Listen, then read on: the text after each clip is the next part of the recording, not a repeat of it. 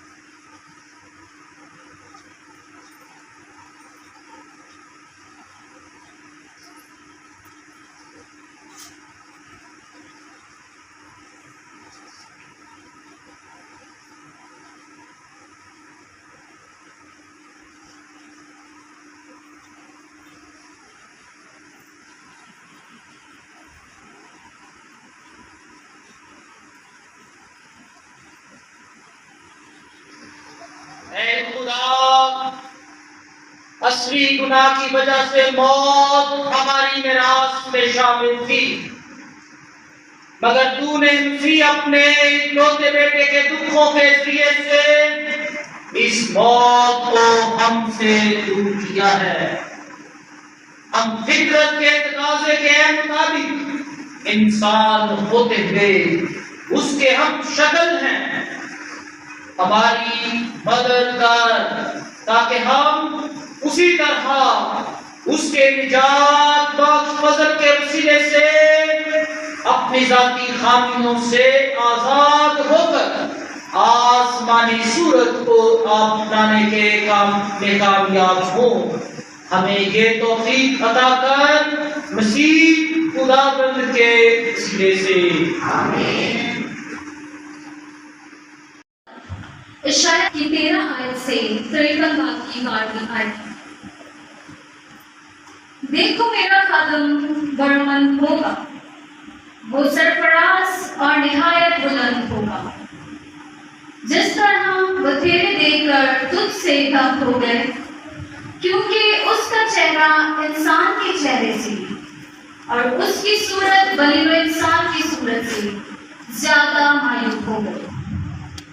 اسی طرح بتھیری قومیں اس کو دیکھ کر تعجب کریں گے اور بادشاہ اس کے سامنے منہ بند کریں گے، کیونکہ جو کچھ انہیں بتایا نہ گیا تھا وہ دیکھیں گے اور جو کچھ نہ سنا تھا اس پر نظر کریں گے۔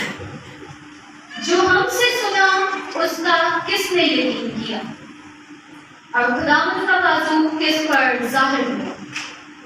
وہ اس کے آگے کومپل کی طرح پھوٹ نکلا، خشک زمین سے جڑ کی مانو۔ اس کی کچھ صورت نہیں، کچھ حشمت نہیں کہ ہم اس کا لحاظ کریں، اس کی کچھ شکل نہیں کہ ہم اس کے مشتاق ہوں۔ حقیر اور آدمیوں سے متروک، مرد غمناک اور بیماریوں کا آشنا، ایسے شخص کی مانند جس سے لوگ منہ موڑتے ہیں۔ وہ حقیر تھا اور ہم نے اس کی کچھ قدر نہ کی۔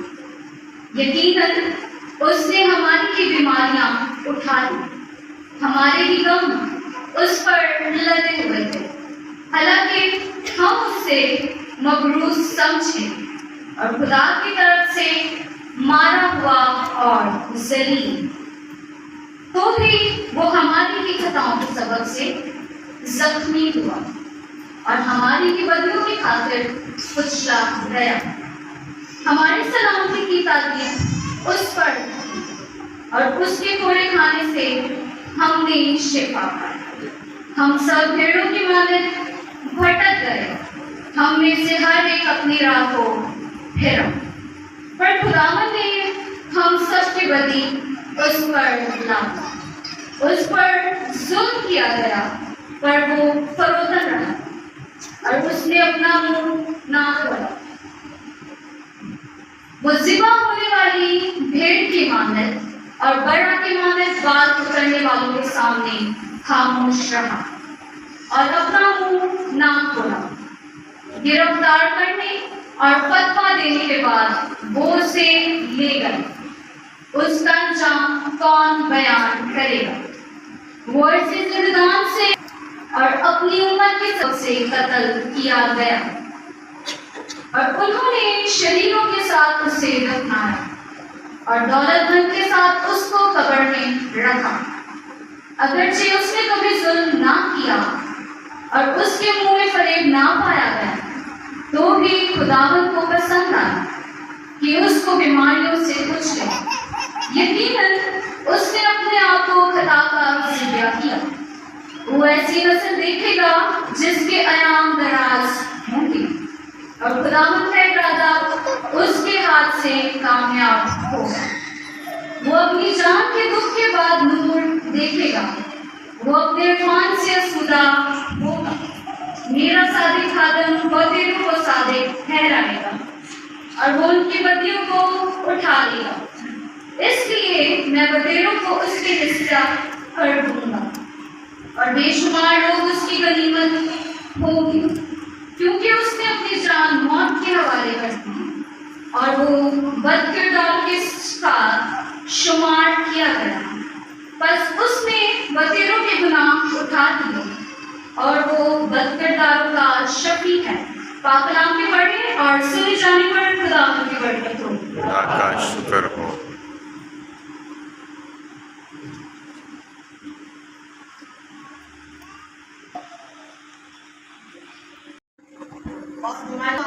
میں اپنی روح تیرے ہاتھوں میں سونپتا ہوں۔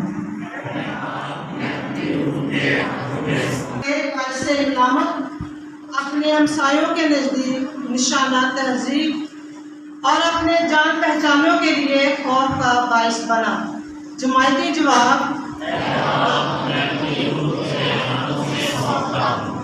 وہ جو مجھے باہر دیکھتے ہیں مجھ سے دور بھاگتے ہیں۔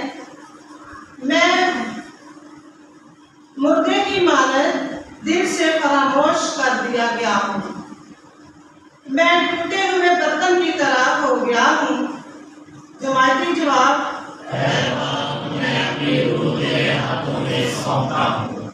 میں ایک دامن تجھ پر توکل کرتا ہوں۔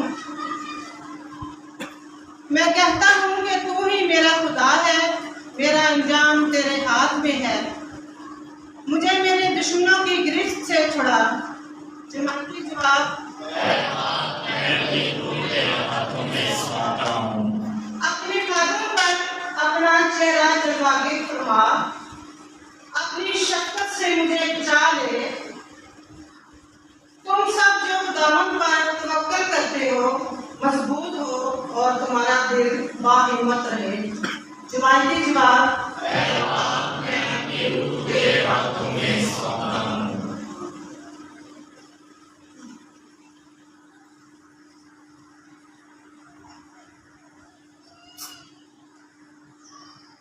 اٹھا کر فرما برداری سیکھی اور اپنے سب فرما برداروں کے لیے ابدی نجات کا باعث ہے۔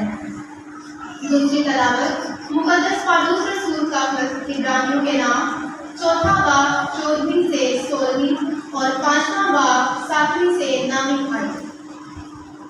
اے بھائیوں، جب کہ ہمارا ایک ایسا عظیم قائد اعظم ہے، یعنی یسوع ابن خدا، جو افلاک سے گزر گیا ہوا ہے، آؤ ہم اپنے اقرار پر ثابت قدم رہیں، کیونکہ ہمارا قائد اعظم ایسا نہیں جو ہماری کمزوریوں میں ہمارا ہمدرد نہ ہو سکے، بلکہ جو گناہ کے سوا سب باتوں میں ہماری مانند آزمایا گیا۔ بس آؤ ہم توقع کے ساتھ جائیں تاکہ رحم حاصل کریں اور ضرورت کے وقت کی مدد کے لیے فضل حاصل کریں۔ اس نے اپنی بشریت کے ایام میں زور سے پکار کر اور آنسو بہا کر اس کے آگے دعائیں اور منتیں کی جو اسے موت میں سے بچا سکتا تھا، اور خدا ترسی کے سبب سے اس کی سنی گئی۔ اور اگرچہ بیٹا تھا تو بھی اس نے دکھ اٹھا کر فرما برداری سیکھی اور تکمیل تک پہنچ کر اپنے سب فرما برداروں کے لیے ابدی نجات کا باعث ٹھہرا۔ کلام کی پڑھے اور اس نے جانے پر خدا کی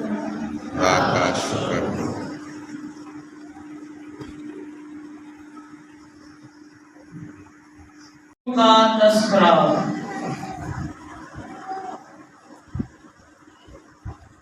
اس وقت یسوع اپنے شاگردوں کے ساتھ وادی قدرون کے پاس گیا جہاں ایک باغ تھا۔ وہ اپنے شاگردوں سمیت اس میں داخل ہوا اور اس کا پکڑوانے والا یہودا بھی وہ جگہ جانتا تھا، کیونکہ یسوع اکثر اپنے شاگردوں کے ساتھ وہاں جایا کرتا تھا۔ بس یہودا سپاہیوں کا ایک گروہ اور سردار کاہنوں اور فریسیوں سے پیادے لے کر چراغوں اور مشروں اور ہتھیاروں کے ساتھ وہاں آیا۔ یسوع وہ سب کچھ جانتے ہوئے جو اس پر واقعہ ہونے کو تھا آگے بڑھا اور ان سے کہا، تم کسے ڈھونڈتے ہو؟ انہوں نے اسے جواب دیا، یسوع ناصری کو۔ یسوع نے ان سے کہا، میں ہی ہوں۔ اور اس کا پکڑوانے والا یہودا بھی ان کے ساتھ کھڑا تھا۔ اور جو ہی اس نے ان سے کہا کہ میں ہی ہوں تو وہ پیچھے ہٹ کر زمین پر گر پڑے۔ تب اس نے ان سے پھر پوچھا، تم کسے ڈھونڈتے ہو؟ وہ بولے، یسوع ناصری کو۔ یسوع نے جواب دیا، میں نے تم سے کہہ دیا ہے میں ہی ہوں۔ بس اگر تم مجھے ڈھونڈتے ہو تو انہیں جانے دو۔ یہ اس لیے ہوا تاکہ وہ کلام پورا ہو جو اس نے کہا تھا، جو تو نے مجھے دیے ہیں ان میں سے میں نے ایک کو بھی نہ کھویا۔ تب شمعون پطرس نے تلوار جو اس کے پاس تھی کھینچی اور سردار کاہن کے غلام پر چلائی اور اس کا دہنا کان اڑا دیا۔ اس غلام کا نام مخلص تھا، مگر یسوع نے پطرس سے کہا، تلوار میان میں کر، کیا میں وہ پیالہ نہ پیوں جو میرے باپ نے مجھے دیا ہے؟ تب سپاہیوں اور صوبے دار اور یہودیوں کے پیادوں نے مل کر یسوع کو پکڑا اور اسے باندھا اور پہلے اسے حنان کے پاس لے گئے، کیونکہ وہ اس برس کے کاہن اعظم کیفیا کا سسر تھا۔ یہ وہی کیفیا تھا جس نے یہودیوں کو صلاح دی تھی، خون کے بدلے ایک آدمی کا مرنا بہتر ہے۔ مگر شمعون پطرس اور ایک اور شاگرد بھی یسوع کے پیچھے ہو لیے، اور اس شاگرد اور کاہن اعظم میں جان پہچان تھی، اور وہ یسوع کے ساتھ کاہن اعظم کے صحن میں گیا، لیکن پطرس باہر دروازے پر کھڑا رہا۔ تب وہ دوسرا شاگرد جو کاہن اعظم سے جان پہچان رکھتا تھا باہر نکلا اور دربان عورت سے کہہ کر پطرس کو اندر لے گیا۔ تب اس دربان رانی نے پطرس سے کہا، کیا تو بھی اس کے شاگردوں میں سے نہیں؟ اس نے کہا، میں نہیں ہوں۔ غلام اور پیادے جاڑے کے سبب سے کوئلے کی آگ سکھا کر کھڑے ہوئے تاپتے تھے، اور پطرس ان کے ساتھ کھڑا تاپ رہا تھا۔ کاہن اعظم نے یسوع سے اس کی شاگردوں اور اس کی تعلیم کے بابت سوال کیا۔ یسوع نے اسے جواب دیا، میں نے اعلانیہ دنیا سے باتیں کی ہیں۔ میں نے ہمیشہ عبادت خانے اور ہیکل میں تعلیم دی ہے، جہاں سارے یہودی جمع ہوتے ہیں اور پوشیدگی میں کچھ نہیں کہا۔ تو مجھ سے کیوں پوچھتا ہے؟ ان سے پوچھ جنہوں نے مجھ سے سنا ہے کہ میں نے ان سے کیا کہا۔ دیکھ ان کو معلوم ہے کہ میں نے کیا کیا کہا۔ اس نے یہ باتیں کہیں تو اس پر پیادوں میں سے ایک نے جو پاس کھڑا تھا یسوع کو تماچا مار کر کہا، تو قائد اعظم کو ایسا جواب دیتا ہے؟ یسوع نے جواب دیا، اگر میں نے غلط کہا ہے تو اس غلطی پر گواہی دے، لیکن اگر ٹھیک کہا ہے تو مجھے کیوں مارتا ہے؟ نان نے اسے باندھا ہوا کیفا قائد اعظم کے پاس بھیج دیا اور شمعون پطرس کھڑا کانپ رہا تھا۔ تب اس سے کہا گیا، کیا تو اس کے شاگردوں میں سے نہیں؟ اس نے انکار کیا اور کہا، میں نہیں ہوں۔ پھر قائد اعظم کے غلاموں میں سے ایک نے جو اس شخص کا رشتہ دار تھا جس کا کان پطرس نے اڑا دیا تھا کہا، کیا میں نے تجھے اس کے ساتھ بعد میں نہیں دیکھا تھا؟ تب پطرس نے پھر انکار کیا اور فوراً مرد میں باندھ دی۔ تب یسوع کو کیفا کے پاس سے قلعے میں لے گئے اور صبح کا وقت تھا، اور وہ خود قلعے میں نہ گئے تاکہ ناپاک نہ ہو بلکہ فسح کھا سکے۔ اس لیے پلاطس ان کے پاس باہر نکل آیا اور کہا، تم اس آدمی کی کیا شکایت کرتے ہو؟ انہوں نے جواب دے کر اس سے کہا، اگر یہ بدکار نہ ہوتا تو ہم اسے تیرے حوالے نہ کرتے۔ پلاطس نے ان سے کہا، تم اسے لے جاؤ اور اپنی شریعت کے مطابق اس پر فتویٰ لگاؤ۔ یہودیوں نے اس سے کہا، ہم کو روا نہیں کہ کسی کو سزا تاکہ یسوع کی وہ بات پوری ہو جس میں اس نے اشارہ کیا تھا کہ میں کس موت سے مروں گا۔ تب پلاطس پھر قلعے میں داخل ہوا اور یسوع کو بلا کر اس سے کہا، کیا تو یہودیوں کا بادشاہ ہے؟ یسوع نے جواب دیا، تو یہ بات آپ ہی کہتا ہے یا کہ اوروں نے میرے حق میں تجھ سے کہی ہے؟ پلاطس نے جواب دیا، کیا میں میرے عزیز بھائی اور بہنوں، آج ہم اپنی سہ روزہ عبادت کے دوسرے دن گڈ فرائیڈے کی عبادت خدا کے حضور گزار رہے ہیں، جس کا مرکزی نقطہ یہ ہے کہ ہم خدا یسوع مسیح کی مصلوبیت پر دھیان کر رہے ہیں۔ صلیب جو آج موجودہ دور میں مسیحیت کا نشان ہے، مسیحیت کا زیور ہے۔ ہم اپنے گھروں پر صلیب لگاتے ہیں اپنے مسیحی ہونے کی گواہی دینے کے لیے۔ ہم اپنے گلے میں پہنتے ہیں، راکھ کے بت پر اپنے ماتھے پر بناتے ہیں، جب کسی کو برکت دیتے ہیں تو اس کے ماتھے پر بناتے ہیں، گاڑی میں لگاتے ہیں، کتاب میں رکھتے ہیں، الغرض کہ اب صلیب ایک فخر کا نشان ہے۔ لیکن اس کی جو کہانی ہے، اس کی حقیقت ہے، وہ اس سے بہت فرق ہے۔ اس کی حقیقت دردناک ہے، شرمناک ہے، المناک ہے اور تکلیف دہ ہے،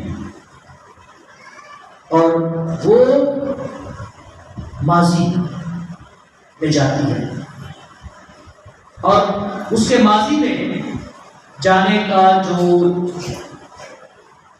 اثر ہے یہ ہے کہ قدیم زمانے سے برے سے برے مجرموں کو، اجنبی مجرموں کو ایسی سزا دی جاتی تھی ان کے جرموں کی جس میں سر فہرست सलीब कर दिया जाना था। कभी इसको काट कहा गया है, कभी इसे सूली कहा गया है, कभी इसे दरख्त कहा गया है, कभी इसे सलीब कहा गया है। इसके ऊपर कभी एक सीधे पोल की तरह या फिर एक पोल के ऊपर दाएं और बाएं हाथ बांधने के लिए एक दूसरा हिस्सा जोड़कर तो इसको बनाया जाता था। तो कभी इसे पूरे दरख्त से बनाया जाता था, कभी इसे दरख्त के दो तनों को जोड़कर फिर बनाया जाता था। लेकिन इसकी हकीकत ये है कि ये अवामी सजा की एक सूरत थी, ताकि लोग देखें और इबरत हासिल करें। ये एक इंतहाई तकलीफ दे सजा थी,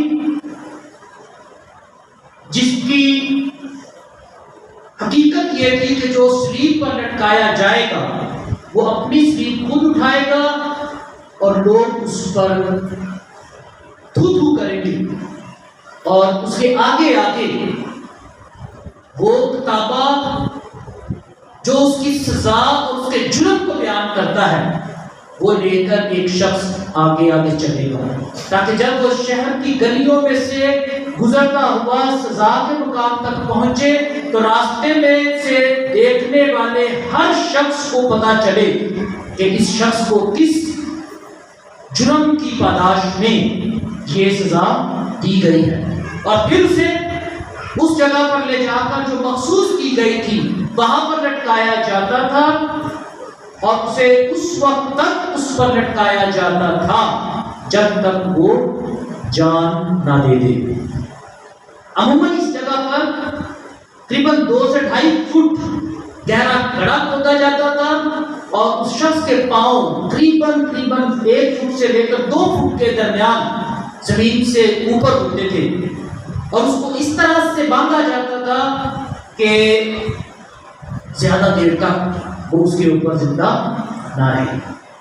फिर उसके साथ साथ उसके कपड़े उतारे जाते थे ताकि उसकी तजलील की जाए, उसकी जिल्लत की जाए, उसकी रुसवाई की जाए और उसकी जिस्मानी सजा के साथ साथ उसको ज़हनी कोफ्त, ज़हनी तकलीफ भी उठानी पड़े।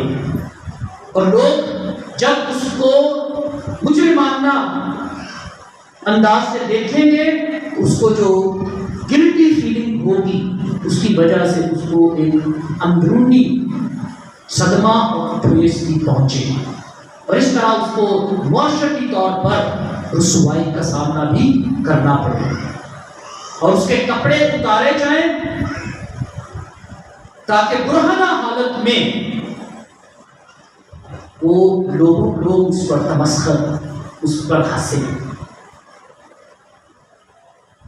और उसके बाद उसको जल्दी मौत देने के लिए उसकी टांगें तोड़ी जाती थी या उसकी जिस्म की दूसरी हड्डियां तोड़ी जाती थी ताकि वो जल्दी मरे और उनकी भी जान छूटे और उसकी भी जान छूटे। एक और पहलू जो हुआ करता था ऐसे मुजरिमों का वो ये कि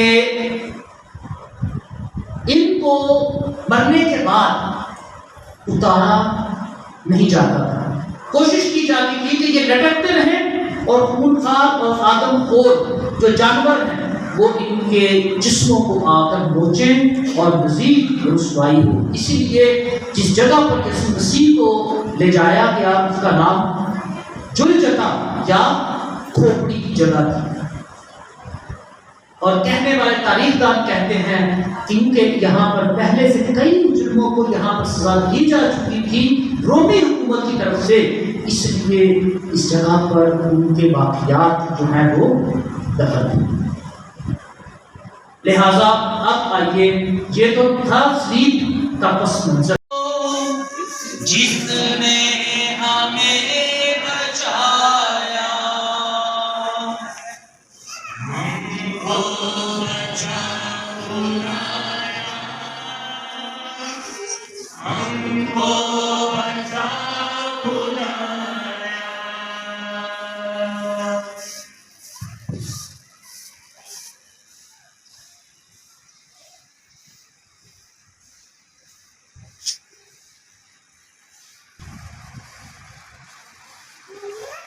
देखो सलीब देखो, जिसने हमें बचाया।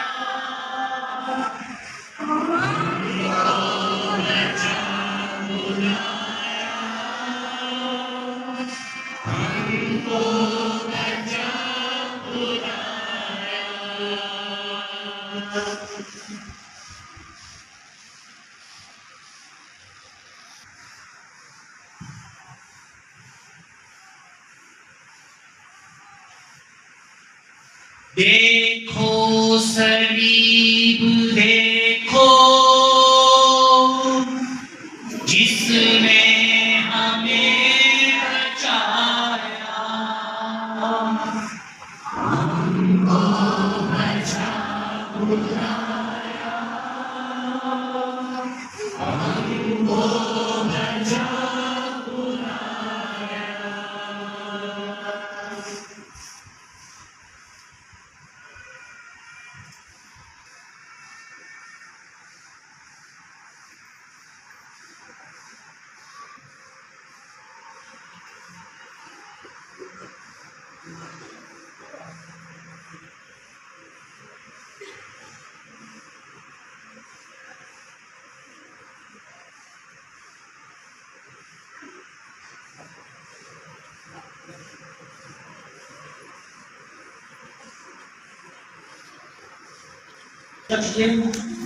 اور پہلے سسٹر جی آ جائیں گے وہ اسٹیج کی تعظیم کریں گے، ایک ماسٹر جی بھی آ جائیں گے اور اسی طرح اسٹیج کی تعظیم کریں گے، کوائر گیت گاتی رہے گی اور ایک طرف سے شروع کر کے تو ہم سب جو ہے وہ اسٹیج کی تعظیم کرنے کے لیے یہاں پر سامنے آتے جائیں گے۔ اس دوران ایک اسٹیج لے کے خالی کھڑے ہوں گے، باہر کے جو مومنین ہیں وہ باہر اسٹیج کی تعظیم کر سکتے ہیں۔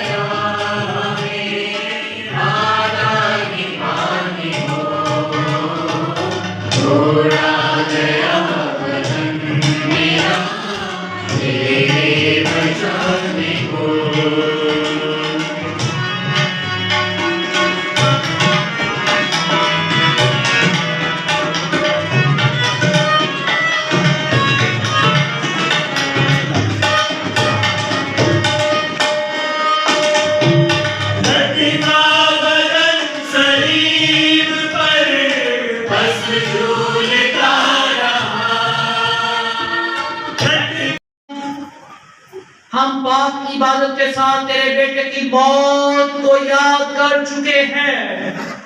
اسی کا جی اٹھنا ہمارے لیے تسلی اور امید کا باعث ہے. اپنے لوگوں کو برکت دے, ہم سب کو معاف کر, ہمارا ایمان مضبوط کر اور ہمیں ہمیشہ کی زندگی اور نجات عطا کر. مسیح ہمارے خداوند کے وسیلے سے آمین.